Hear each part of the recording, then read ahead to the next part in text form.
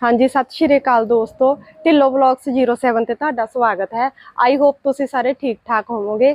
अज मैं तुहाडे लई एक बहुत वधिया नुस्खा लैके आई हाँ, जो मैं अपने ते खुद ते ट्राई किया होया आ। जेकर तुहानूं भी बहुत टाइम तो खांसी आ, रेशा आ जां तुहाडे गल च खरखरी जी लग रही आ ते इह नुस्खा तुहाडे लई बहुत वधिया फायदा करेगा। तुसीं देख रहे होवोगे कि मेरे हत्थ च कुछ टाणियां ने कड़ी पत्ते दियां ते इह पत्ते डेली सवेर नूं खाली पेट खाण नाल तुहाडी खंघ रेशा ठीक करेगी। तुसीं रोज़ सवेर नूं खाली पेट 4 ਤੋਂ 5 पत्ते चबा के खाने ने। एक महीना इस दे सेवन नाल तुहानूं बहुत जल्दी असर पएगा ते इसदा असर तुसीं एक हफ्ते विच देखोगे। इस तो इलावा ये तुहाडे ब्लड प्रैशर ब्लड शुगर नूं भी कंट्रोल च रखेगा। जेकर छोटे बच्चों नूं डायरिया या लूज मोशन ने, तुसीं इस पत्तियां नूं निचोड़ के ते उसदा पानी कढ के बच्चों नूं जरूर पिलाओ ते इस दे नाल बच्चों नूं बहुत जल्दी आराम मिलेगा।